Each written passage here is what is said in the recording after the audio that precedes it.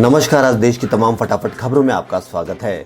मशहूर शायर राहत इंदौरी का दिल का दौरा पड़ने से आज निधन हो गया। सुबह ही उनकी कोरोना रिपोर्ट आई थी और उन्होंने कहा था कि मेरी सभी जानकारी ट्वीट के जरिए दे दी जाएगी। लगातार ऊंचाई के रिकॉर्ड कायम करने के बाद इस हफ्ते की शुरुआत से सोना गिरावट की ओर जाता दिख रहा है। सोमवार और मंगलवार के 2 दिन के कारोबार में गोल्ड 1600 रुपए से ज्यादा टूट गया। वायदा बाजार में मल्टी कमोडिटी एक्सचेंज पर गोल्ड फ्यूचर मंगलवार को 424 रुपए की गिरावट के साथ 54,522 रुपए प्रति 10 ग्राम तक चला गया। सुप्रीम कोर्ट ने एक अहम फैसले में बेटियों को भी पिता या पैतृक संपत्ति में बराबर का हिस्सेदार माना है।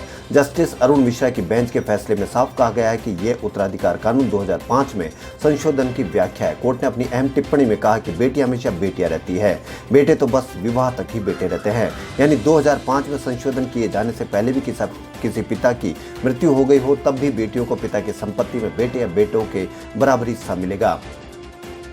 पूर्व राष्ट्रपति प्रणब मुखर्जी की दिल्ली के आर्मी अस्पताल में भर्ती हैं, जहां उनकी ब्रेन सर्जरी हुई है। ये सर्जरी खून के थक्के को हटाने के लिए की गई है। आर्मी अस्पताल ने मंगलवार को जारी बुलेटिन में बताया कि उनकी स्थिति नाजुक बनी हुई है, वह अभी वेंटिलेटर पर है। पश्चिम बंगाल की राजधानी कोलकाता में एयरपोर्ट पर देश के 6 बड़े शहरों से आने वाली डायरेक्ट फ्लाइट्स पर लगाए गए बैन को 31 अगस्त तक बढ़ा दिया गया है।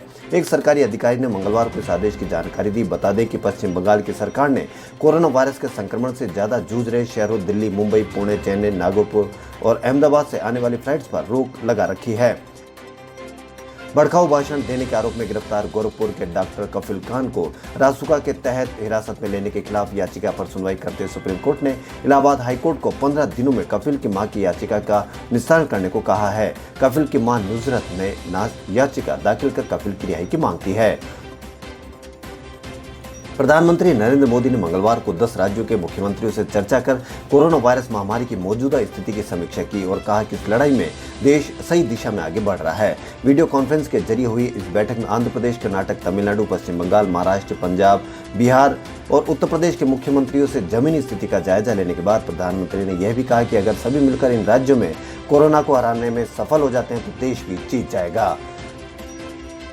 रूस के राष्ट्रपति व्लादिमीर पुतिन ने मंगलवार को ऐलान किया कि रूस ने कोरोना वायरस की पहली वैक्सीन तैयार कर ली है। इस टीके से कोविड-19 के खिलाफ स्थायी इम्यूनिटी विकसित की जा सकती है।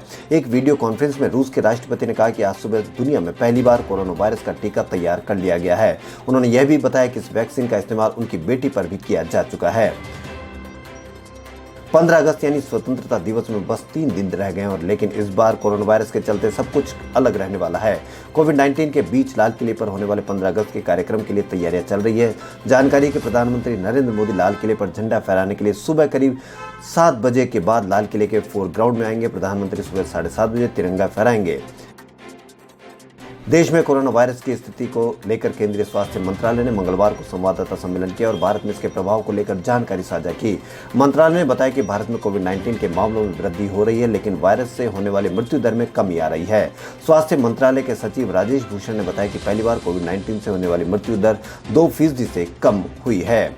अभी मृत्यु दर 1.99% है। देश में कोरोना वायरस संक्रमण के एक दिन में सामने आने वाली मरीजों की संख्या में कमी आई है और मंगलवार को यह आंकड़ा 53,601 रहा। पिछले 24 घंटे में 871 लोगों की मौत होने से मृतकों की संख्या बढ़कर 45,257 हो गई। देश में संक्रमण के मामले 22,68,676 हो गए, जिनमें से 6,39,929 लोगों का उपचार चल रहा है। 15,83,490 लोग उपचार के बाद इस बीमारी से उबर चुके हैं।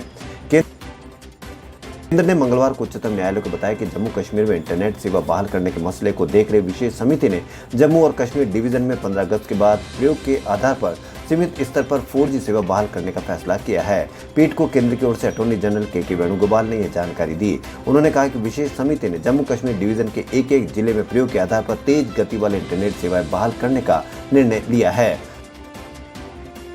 उत्तर प्रदेश के बुलंदशहर में छेड़छाड़ ने अमेरिका में पढ़ने वाली एक छात्रा की जान ले ली। छात्रा सुदीक्षा भाटी अपने भाई के साथ बाइक से जा रही थी। बचने की कोशिश में बाइक का एक्सीडेंट हो गया, जिसमें सुदीक्षा की मौके पर ही मौत हो गई। भाई भी गंभीर रूप से घायल हो गया है। राजस्थान की सियासी उठापटक 32 दिन बाद खत्म हो गई। सचिन पायलट की कांग्रेस में वापसी के बाद मुख्यमंत्री अशोक गहलोत के बयान आए। गहलोत ने कहा कि सीएम होने के नाते ये मेरी जिम्मेदारी कि अगर मेरे विधायक मुझसे खफा है तो मैं उनका दिल जीतूं। मैं कोशिश करूंगा और यह पता लगा सकूं कि उनसे क्या वादे किए गए थे और वो क्यों शिकायत कर रहे हैं। खबरों फिलहाल इतना ही। यदि आपको हमारा चैनल पसंद आए तो लाइक, सब्सक्राइब और शेयर अवश्य करें। धन्यवाद।